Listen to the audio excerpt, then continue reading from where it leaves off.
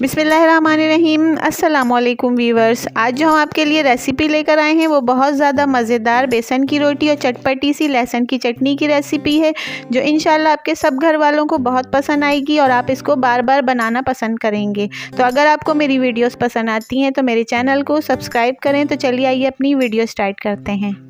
इस मज़ेदार रेसिपी को बनाने के लिए हमने एक बॉल में 2 कप बेसन ले लिया है, जिसको हमने अच्छी तरह से छान लिया है। अब इसमें 1 कप गंदम का आटा भी डाल देंगे।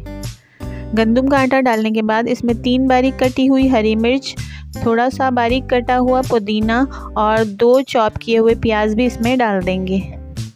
चॉप किए हुए प्याज के बाद इसमें थोड़ा सा बारीक कटा हुआ हरा धनिया और बारीक कटा हुआ हरा प्याज भी डाल देना है और फिर इन चीज़ों को थोड़ा सा मिक्स कर लेना है।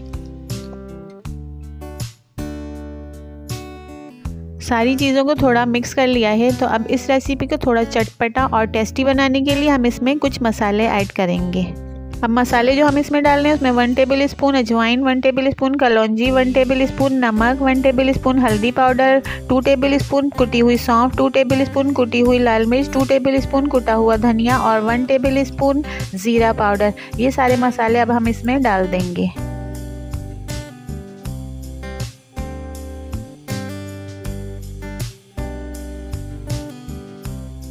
सारे मसाले इसमें डाल दिए हैं। तो अब इसमें थोड़ा थोड़ा सा पानी डाल के इसको अच्छी तरह से गूंद लेंगे।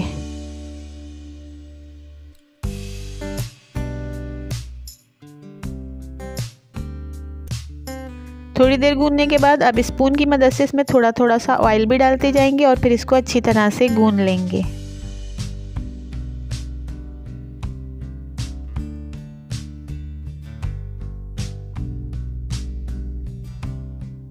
तो बेसन की रोटियों के लिए आटा गूंद के बिल्कुल रेडी हो चुका है। तो अब हम इसको एक साइड पे रख देते हैं और इसकी रोटियां बनाने की तैयारी करते हैं।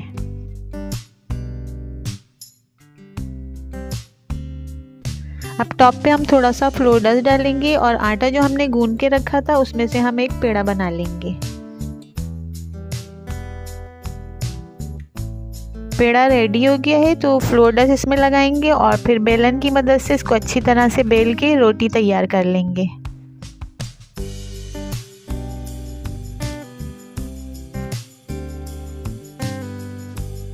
रोटी को हमने अच्छी तरह से बेल लिया है। बेसन की एक रोटी बिल्कुल रेडी हो चुकी है। तो अब इसको एक प्लेट में रख लेंगे और इसको तवे पे डाल देंगे, जिसको हमने पहले ही गर्म होने के लिए रख दिया था। तवा अच्छी तरह से गर्म हो गया है। अब रोटी को इस पे डाल दिया है और इसको इस पे थोड़ी देर पकाएंगे।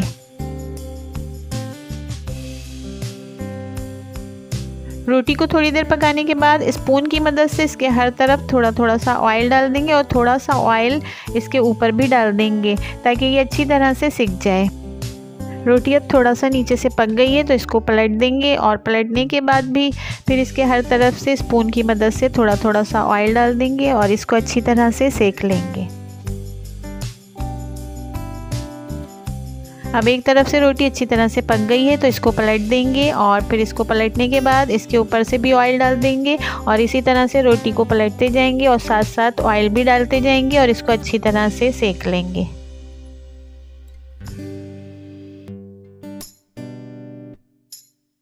तो व्यूअर्स, हमारी बेसन की एक रोटी पककर बिल्कुल रेडी हो चुकी है और ये हर तरफ से अच्छी तरह से सिक भी गई है। तो अब हम इसको डिश आउट कर लेंगे।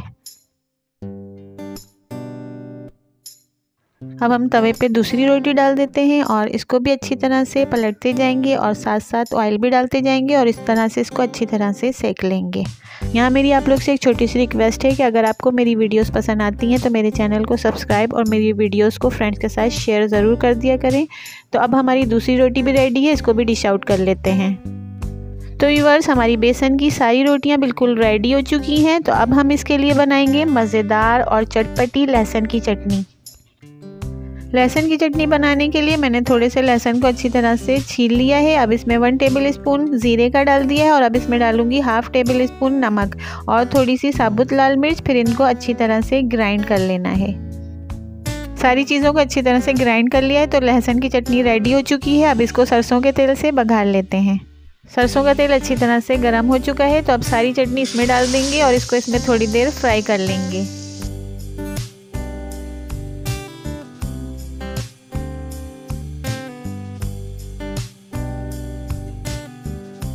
लहसुन की चटनी खूब अच्छी तरह से फ्राई हो गई है और इसके फ्राई होने की खूब अच्छी सी खुशबू भी आ रही है। तो अब इसको एक प्याली में निकाल लेते हैं। तो व्यूअर्स, गर्मा गर्म और मज़ेदार बेसन की रोटियां चटपटी सी लहसुन की चटनी के साथ बिल्कुल रेडी हैं। आप लोग इसको अपने घर पे ज़रूर ट्राई करिएगा, इंशाल्लाह आप सबको बहुत पसंद आएंगी। अगर आपको मेरी वीडियोस पसंद आती हैं तो मेरी वीडियोस को फ्रेंड के साथ शेयर करना और मेरे चैनल को सब्सक्राइब करना मत भूलिएगा।